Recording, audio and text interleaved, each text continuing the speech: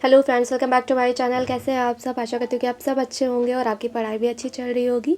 Friends, जैसा कि 17 मार्च को यूपी पीसीएस प्रीलिम्स का एग्ज़ाम होने वाला है, तो आज की वीडियो में हम इसी पर बात करेंगे। और जो ये 30 दिन बचे हुए हैं लास्ट के, इसमें क्या पढ़ना है, कैसे पढ़ना है और किन सोर्स से पढ़ना है, ठीक है, ये सारी चीज़ें मैं बताऊँगी आपको कि इन 30 दिनों में आप जितना भी सिलेबस है, ठीक है, उसको किस तरह से रिवाइज़ करें और क्या चीज़ें इम्पॉर्टेंट हैं। ठीक है, मैंने पहले भी आपको बताया है बुक्स के बारे में, लेकिन इस वीडियो में मैं आपको बता दूंगी ताकि आपको इधर उधर ना देखना पड़े।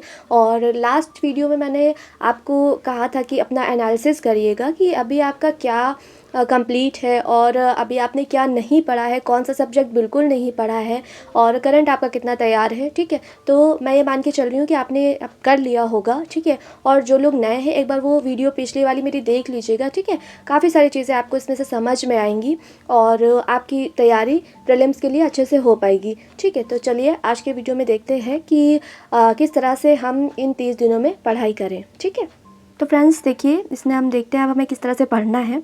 तो आपको भी पता है कि 17 मार्च को हमारा यूपी पीसीएस प्रीलिम्स का एग्ज़ाम है और लगभग 30 दिन हमारे पास बचे हुए हैं। तो सबसे पहले हम इसको डिवाइड कर लेंगे 15 डेज़ में। यहीं से पता चल जाएगा कि कितना कम टाइम बचा हुआ हमारे पास, है ना। फिर इसको हम 7 डेज़ के स्लॉट में डिवाइड कर लेंगे ताकि हमारे पास एक टाइम लिमिट रहे और हमें पता रहे कि हमें इन दिनों में कितना कवर करना है जो हमने टाइम बांटा है। नहीं तो टाइम निकल जाएगा और फिर लास्ट में इतना सब कुछ पढ़ने के लिए हो जाएगा ना कि कुछ नहीं हो पाएगा। तो इसलिए इन 7 डेज़ में अलग अलग आपको क्या पढ़ना है, ये आप अगर डिसाइड कर लेंगे ना तो आपका कवर हो जाएगा। बस करने की कोशिश करिएगा।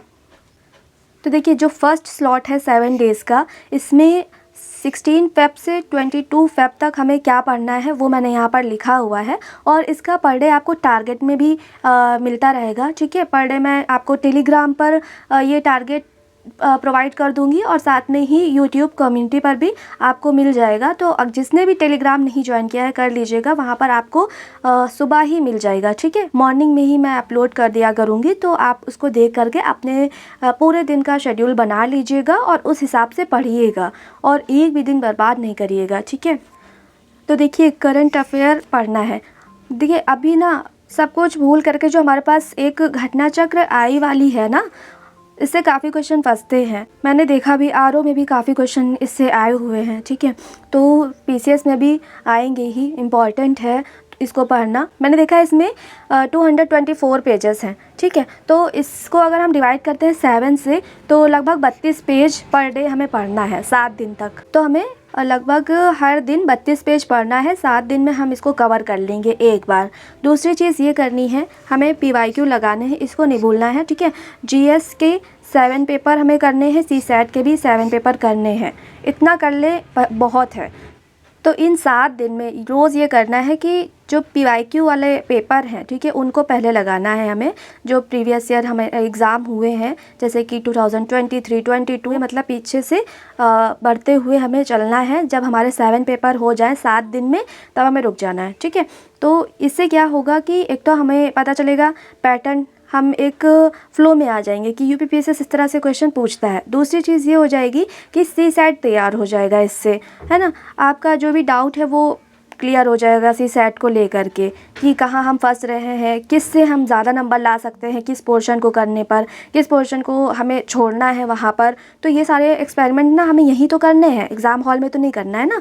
तो यही इसीलिए मैं कह रही हूँ कि इसको पहले लगा लीजिए एक बार फिर से। जिसने अगर बहुत अच्छी तरह से कर रखा है पहले ही, तो वो नहीं करे ना, उनको फिर यहाँ पर आराम है कि भैया आप दूसरी चीज़ें पढ़िए, जीएस पढ़िए। और जिसने नहीं किया है वो एक बार इनको ज़रूर करेगा। और साथ में ही रिवीजन के लिए सब्जेक्ट कौन कौन से इन 7 दिन में रखने हैं, एंशियन और मेडिवल हिस्ट्री जो छोटे सब्जेक्ट हैं, ठीक है, और इन्वायरमेंट और बायोलॉजी, इसको कंप्लीट करना है। और आपको भी पता है कि रिवीजन है, इसमें सारी चीज़ें तो आपको नहीं पढ़नी है, इम्पॉर्टेंट चीज़ें आपको देखनी है। सब अगर स्टार्टिंग से पढ़ेंगे तो फिर कहाँ हो पाएगा। तो इम्पॉर्टेंट चीज़ें पढ़ने की कोशिश करिएगा। तो यहाँ पर देखिए इसको घटना चक्र से आप दोनों चीज़ें कर लीजिएगा, ठीक है। और इन्वायरमेंट के इम्पॉर्टेंट टॉपिक्स को आप कर लीजिएगा, चाहे आप ल्यूसेंट से कर लें और घटना चक्र से भी कर सकते हैं आप, ठीक है। और बायो में भी घटना चक्र से मैंने इम्पॉर्टेंट चैप्टर बताए हुए हैं। अगर आपको नहीं मिलेंगे तो आप मुझे बताइएगा, मैं फिर से बता दूँगी, ठीक है, कि बायोलॉजी में कौन से चैप्टर पढ़ने हैं। आप देख लीजिए नेक्स्ट जो 7 डेज़ का स्लॉट है, इसमें 23 फ़ेब से 29 फ़ेब तक हमें क्या पढ़ना है। फिर से हमें जो घटना चक्र है करंट अफेयर की आई वाली, उसको फिर से 32 पेजेस हमें पर डे पढ़ने हैं। ये रिवीजन भी हो जाएगा। इसमें से क्या इम्पॉर्टेंट है वो तो बात की बात है, लेकिन एक ओवरऑल हम ये लेकर के चल रहे हैं कि इतने पेज हम पर डे अगर पढ़ेंगे तो 7 दिन में कंप्लीट हो जाएगा और बर्डन भी नहीं रहेगा हमारे ऊपर। इस वजह से मैं कह रही हूँ कि आप भी इस तरह से करिएगा कि आपका कंप्लीट हो जाए, ठीक है। और इम्पॉर्टेंट तो वो जब आप पढ़ेंगे तो आपको पता चलेगा कि क्या इसमें छोड़ना है, क्या पढ़ना है ना। फिर आपको पॉलिटी करनी है घटना चक्र से, जो इम्पॉर्टेंट चैप्टर हैं। ज्योग्राफी भी इसी तरह से इम्पॉर्टेंट टॉपिक्स करना है। इम्पॉर्टेंट टॉपिक्स ज्योग्राफी का वीडियो मैंने बनाया हुआ है, वो देख लीजिएगा।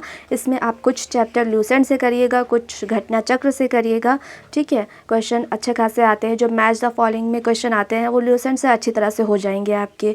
और जो भी घटना चक्र से क्वेश्चन एक बार आप कर लेंगे, ठीक है, तो एग्ज़ाम में आपको उसी में से देखने को मिल जाएगा।